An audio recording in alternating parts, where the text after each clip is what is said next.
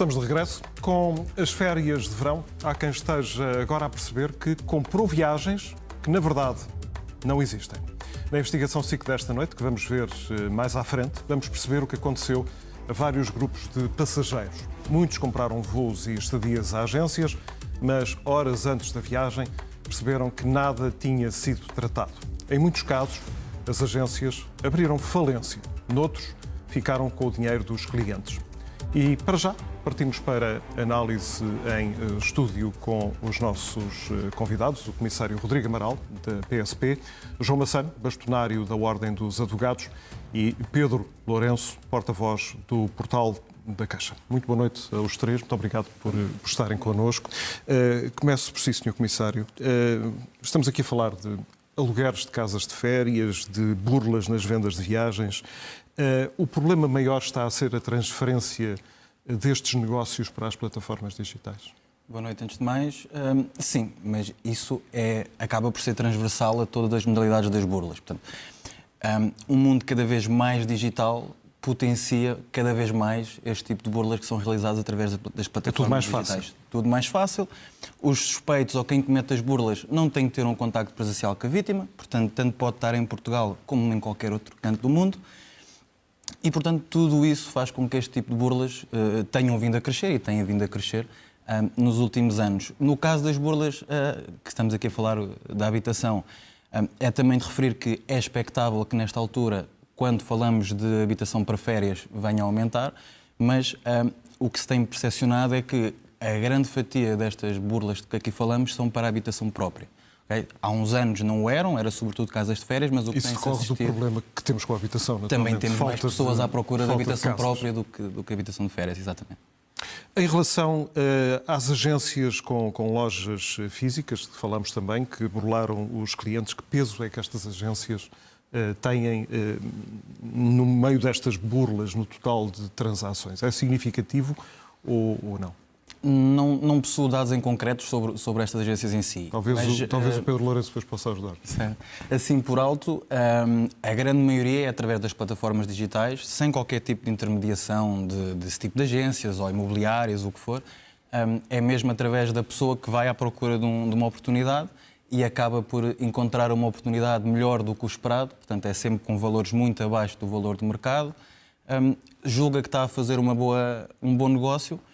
O burlão também acaba sempre por colocar muita urgência em fechar o negócio, portanto acaba sempre por dizer que tem que pagar o sinal porque tem muita gente à procura, se quiser ver a casa tem que pagar também o sinal para viver a casa porque já tem outros clientes que estão interessados. E a ideia é sempre a mesma, portanto, colocar um sentimento de urgência na vítima para que ela pense o menos possível, para que ela reaja o mais instintivamente possível e então pague o sinal de uma casa que ou não existe sequer, ou nem sequer é a casa do burlão, portanto será uma casa de outra pessoa qualquer, ou até um alojamento local, portanto nem sequer é uma casa para a habitação própria. Por norma, o que é que sucede? Quando a vítima faz o sinal, podem acontecer aqui várias coisas. Ou o burlão cessa todo o contacto com a vítima e a vítima percebe imediatamente que foi burlada, ou o burlão vai começando a ludibriar a vítima, a ficar com um discurso mais evasivo, de modo a que a vítima não se aperceba logo, o suspeito possa manter o anúncio no ar, digamos assim, o que faz com que recolha mais vítimas. E só então, quando a vítima, no caso das habitações de férias, se desloca para o local de férias, é que percebe que não vai ter férias nenhumas, porque a casa ou não existe ou está lá alguém, naquele momento, legitimamente. O burlão acaba também por utilizar uma técnica, e era importante avisar deste tipo de metodologias. Muitas vezes o burlão pede à vítima fotografias do cartão de cidadão, dos documentos que tem. E isto tem o objetivo de utilizar essas fotografias e esses documentos mais tarde. Em alguns negócios, o que é que o suspeito faz? Dá a conhecer o cartão de cidadão de outras vítimas, dizendo que é ele mesmo. E isto causa uma falsa sensação de segurança na vítima, que acha o quê? Se isto der para o torto, se isto for uma burla, eu sei com quem é que estou a falar e posso ir à polícia a apresentar estes dados. O que sucede quando os serviços da polícia detectam estas... É mais uma vítima. É uma vítima, exatamente. Quando começam a perceber, eu tenho aqui um suspeito, este suspeito está em vários processos em que também é suspeito, até que chega um processo em que essa pessoa foi vítima de burla e deu os seus dados. Portanto, um dos maiores conselhos também é não transmitir e não dar esse tipo de documentação.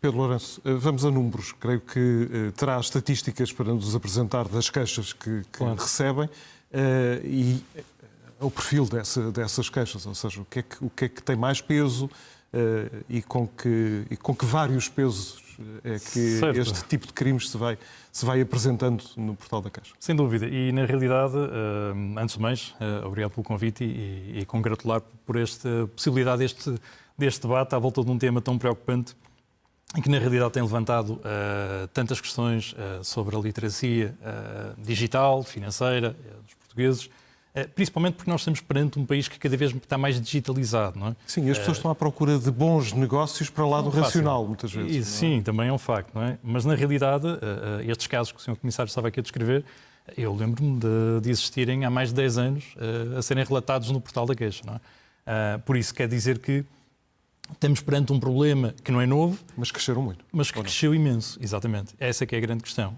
Só para lhe dar ideia, nós neste ano, desde o início do ano até fim de maio, início de junho, o que quer dizer que os números até já estão desatualizados, recebemos mais de 4.000 queixas só referentes a estes casos de burla. Burla online, burla digital, não é? E estamos a falar que estes são números que dizem respeito apenas a uma amostra, não é? Porque não necessariamente existiram só esses casos, não é? Muitos deles chegam ao portal da Queixa como primeiro espaço de partilha e muitos, obviamente, vão parar às autoridades policiais, e muito bem, porque é assim que deve ser e as pessoas devem ter isso em consciência, porque para abrir uma investigação é fundamental. Já agora uma pergunta para quem não conhece o portal da Caixa. O que é que acontece às queixas que são enviadas para o portal da Caixa? Nós fazemos exatamente aquilo que é o primeiro ponto para a procura e para a informação. Ou seja, a possibilidade de alertar e informar é fundamental para capacitar os consumidores a não acontecer este tipo de casos, como vamos ver com toda a certeza. Respondem e aconselham os consumidores de seguida? Encaminham essas queixas? O que é que Encaminhamos acontece? sempre que possível, obviamente, em coordenação com os vários órgãos de polícia e também outros organismos do Estado, mas mais do que tudo, damos a possibilidade que as pessoas possam ficar em alerta sobre este tipo de situações. É óbvio que nestes casos, como estamos a falar de burla, do outro lado não vai haver ninguém para dar resposta, não é? É diferente quando são reclamações a entidades credíveis, legítimas, em que estão no mercado, de forma perfeitamente normal, e traduz-se reclamações do foro do dia-a-dia da relação marca-cliente. E temos o bastonário da Ordem dos Advogados connosco, que nos vai explicar daqui a pouco como é que isto funciona, mas Certíssimo. continue. Nestes casos, como eu estava a referir, na realidade eles são fundamentais para que as pessoas possam pesquisar antes de comprar e, infelizmente, vão ser alertados por outros que, lá está, mais uma vez, foram vítimas e infelizmente acabaram de passar por esse processo, mas que servem exatamente Mas para Pedro ajudar. Lourenço, em relação, por exemplo, àquilo que falávamos há pouco e que o Comissário Rodrigo Amaral estava a referir, a questão das lojas físicas serem uma parte muito pequena do todo das burlas. Também é isso que sentem nas queixas? É um facto. Porquê? Porque uma loja física tem que existir. Ou seja, há um processo na construção dessa própria empresa e, na realidade, há elementos que depois apontam mais facilmente até Mas para a têm investigação queixas criminal. de casos destes? Exatamente, sim, também existem. A questão é que existe uma engenharia social à volta de tudo isto, da forma como, na realidade, é possível criar uma condição em que alguém sai lesado no final e não haver um ilícito criminal. E isso podemos perfeitamente depois chegar aqui a alguns exemplos que nós recebemos, infelizmente, e que se consegue perceber à volta desta engenharia social como é que se consegue chegar a esse patamar.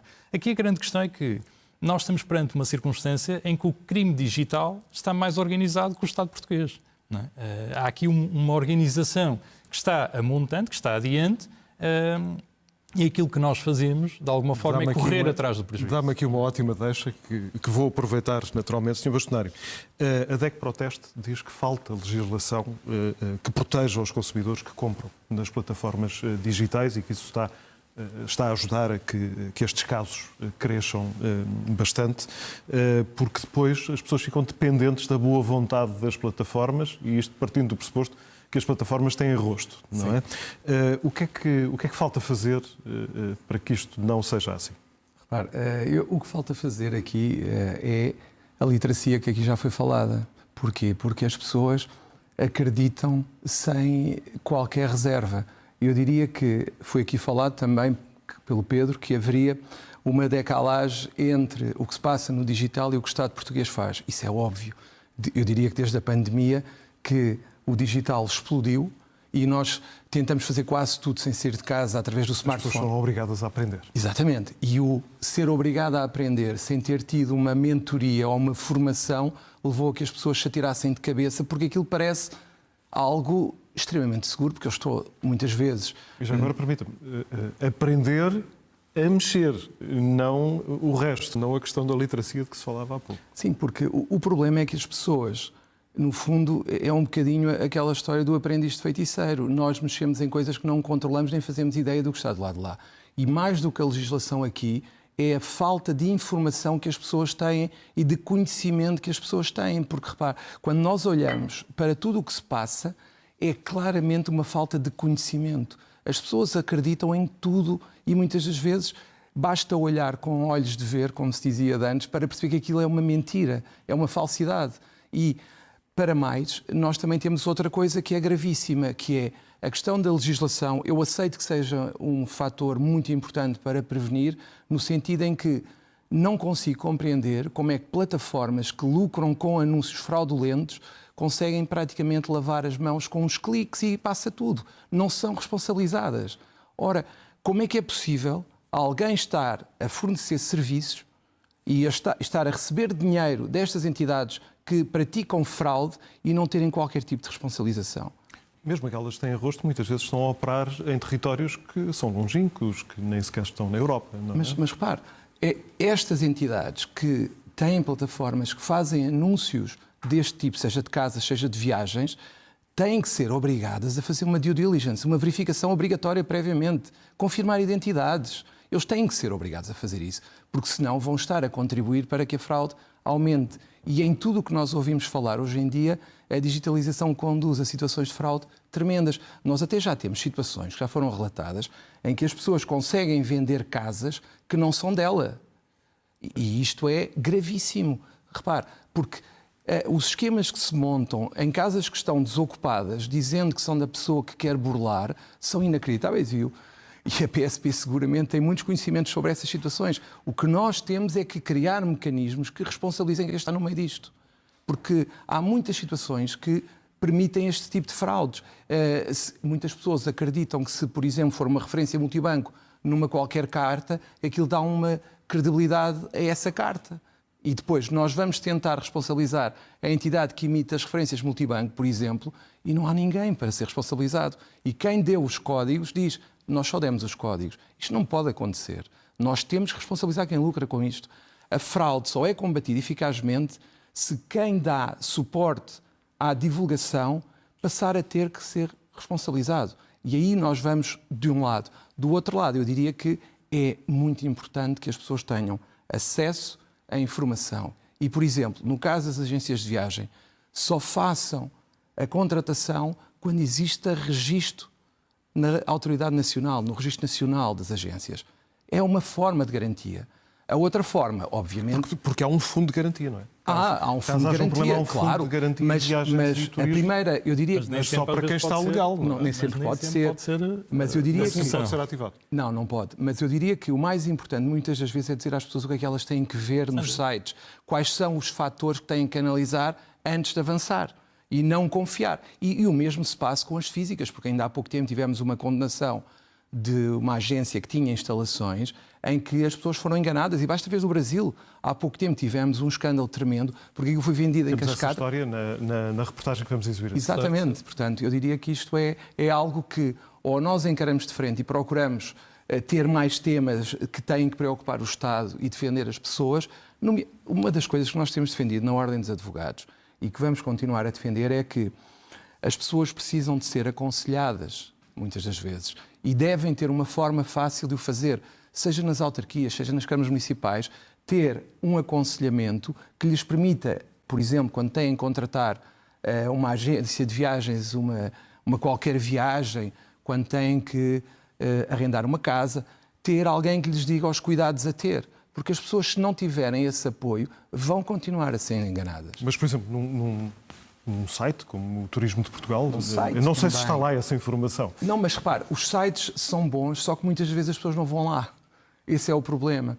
Porquê? Porque não há... Também não são ensinados para Mas é isso que eu ia dizer a esse... seguir, ou seja, a falta de divulgação do que existe, leva a que as pessoas muitas vezes incorram em situações porque ninguém lhes disse como é que se fazia. Certo. E isso Deixa-me é só já fundamental. agora aproveitar e dar aqui uma nota que eu acho que é fundamental, na sequência do que está a referir muito bem. Dados que nem são dados do portal da Queixa, mas estamos a falar de dados do Encode 2030, e que apontam, neste momento, para que apenas 1/3 da população que acede à internet, e que estamos a falar de pessoas entre os 16 e os 70 anos, e estamos a falar de 80% dos portugueses que acedem, apenas 1/3 tem competências acima daquilo que são as competências básicas para poder navegar na internet com segurança. Mas não é? navegam na mesma. Ou E seja, esse é que é o grande problema. este é que é o Exatamente. problema. As pessoas, no fundo, é um mergulho no desconhecido, pensando que é um conhecido em que podem confiar. Certo, E isto mas é aí grave. tem que entrar o Estado com um papel óbvio. muito importante, que é o papel exatamente de capacitar as pessoas. E a questão que coloca-se muitas vezes é como. Porque ainda agora referiu, e muito bem, a questão de que há muitos acessos, ou seja, há muitos locais, sejam físicos, sejam online, onde as pessoas têm acesso à informação. O problema é que esses espaços não estão disponíveis no momento da compra, porque não é fisicamente possível, porque na realidade ninguém se vai deslocar a uma Câmara Municipal para colocar uma questão quando tem que ser decidida. Ainda agora, acabamos por ter aqui o exemplo do Sr. Comissário, que o modus operandi é normalmente efetuado desta forma, ou seja, com uma pressão exercida para que aquela grande oportunidade aconteça só naquele momento, e depois estamos a falar, mais uma vez também, que os próprios organismos muitas das vezes não estão fisicamente, mesmo online, à frente do consumidor. Deixe-me só e ele não dizer se uma recorda. coisa. Nós temos uma evidência à nossa frente, que é o Estado e os serviços públicos estão numa falência técnica. Não funcionam, Certo. não conseguem responder às pessoas. A única forma que existe é envolver a sociedade civil. Ou seja, envolver as associações que possam prestar esse serviço às pessoas e esse apoio. E aí o Estado também se desonera um pouco. Porque não, por exemplo, a Ordem dos Advogados, e uma das ideias que nós temos é criar um acesso digital à Ordem dos Advogados, enquanto instituição praticamente centenária, vamos fazer 100 anos no próximo ano, porque não esta ligação online à Ordem dos Advogados servir para estas coisas? Termos uma consulta online. Uma ligação segura? Não... Ligação segura, ou seja, é uma plataforma em que os cidadãos se pudessem dirigir à Ordem dos Advogados, com o selo da Ordem dos Advogados, para terem, no fundo, um aconselhamento em matérias que considerem relevantes como estas, por exemplo. E aí já se resolvia o problema da rapidez da resposta. Agora, tem que o Estado também querer... Como é que esse serviço pode ser prestado? Repare, Esse serviço já é um serviço, por exemplo, a DECO Proteste presta. Mas o que se passa neste momento é que o nosso projeto, no fundo, é a digitalização dos serviços da Ordem dos Advogados, quer para os associados, quer para o cidadão. E ao cidadão é no sentido de lhe dar essa consulta e esse apoio. Porque, repare, nós podemos prestar consulta jurídica Tem que pagar esse serviço. nos termos do apoio judiciário. Sim, mas comparado com o dinheiro que o Estado vai ter que pagar, repare, só para ter uma ideia, só em 2025 o Fundo de Garantia já devolveu perto de 120 mil euros. Portanto, o dinheiro que se gasta em todos os problemas associados, nas investigações e tudo mais, é incomparavelmente do que aquele que se gastaria se tivesse uma política de prevenção. Sr. Comissário, nestas coisas nós acabamos sempre estas nossas conversas com um conjunto de recomendações que são essenciais. A primeira questão que eu gostava de colocar tem a ver com: devem as pessoas ser sensibilizadas para procurar qual é o valor mínimo que encontram em muitas das ofertas que estão a conseguir encontrar quando estão a fazer uma busca, e não baixar muito desse valor, porque essa oferta pode ser a oferta perigosa. Certo. O que a polícia tem tentado fazer, e portanto tem atuado nesta área que temos aqui falado, sensibilizar, tentar dar alguma literacia a quem navega nestes sites, e o que a PSP recomenda é, portanto, se o negócio for bom demais para ser verdade, se calhar não é. Portanto, desconfiar desta situação. E pode começar logo a fazê-lo nessa questão, ou seja, perceber os imóveis ao lado daquela área do anúncio que eu estou a tentar comprar, ou do imóvel que eu estou a tentar arrendar, qual é que é o preço normal, e se aquele é mais baixo, porque é que aquele preço é mais baixo. E depois perceber porque é que aquele preço é mais baixo. Muitas das vezes existe troca de e-mails, existe uma conversa no chat, e as conversas andam sempre à volta de... Porque eu não resido em Portugal, eu comprei esse imóvel para uma situação, mas agora já não preciso e tenho que o arrendar ou tenho que seja o que for. Há sempre uma história. E o curioso é que se nós encontrarmos outros imóveis também abaixo, a história vai ser a mesma. Portanto, aqui dá para perceber um pouco que não é normal. Ter também a certeza que foi algo que também aqui não falámos, mas na questão da literacia digital, existem alguns burlões ou redes de burlões que clonam os sites, portanto não é só os anúncios, são mesmo os sites que são muito semelhantes a sites legítimos, de plataformas legítimas, mas com um URL diferente, portanto com um link diferente. Portanto, ter atenção a tudo isso. E tentar, também como diz a DECO Proteste, de fazer a sua due diligence, também como falámos aqui, não só o próprio lesado, a própria vítima tem que o tentar fazer, portanto, pedir mais fotografias de outros ângulos, como que se obrigasse a pessoa que só pode tirar aquela fotografia se realmente for o proprietário do imóvel. E a partir do momento em que percebe que é burlado, dirigir-se à sua entidade financeira, ao seu banco, para tentar, na medida do possível... E tornar sempre o negócio mais físico possível. Exatamente. E também já agora, Sr. Comissário, uma das coisas que também é dita por vós, que é não seguir links que são enviados por SMS, porque normalmente são... Phishing.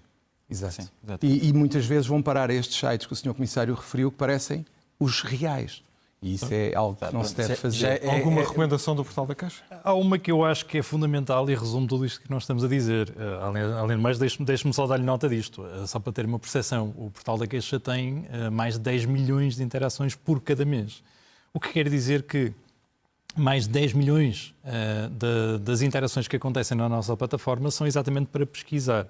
Por isso, pesquisar antes de comprar é essencial, porque todos estes casos que nós estamos aqui a referir, infelizmente a maioria deles são partilhados pelas pessoas, felizmente por outro lado, porque na realidade permitem exatamente ter essa capacidade de tomar uma decisão consciente, mas o facto de nós termos a possibilidade de poder pesquisar e ter isto como um primeiro momento, e por isso é que estávamos aqui a dar até uma série de dicas ou recomendações que permitem que as pessoas possam tentar, antes de efetuar qualquer compra, ter estas cautelas, ter acesso à informação e pesquisar aquilo que é a informação que já existe por parte dos consumidores. Muito obrigado aos três por terem estado connosco, pelas recomendações que trouxeram, pelas explicações que trouxeram, que são extraordinariamente importantes para ajudar toda a gente. Obrigado e boa noite. Boa noite.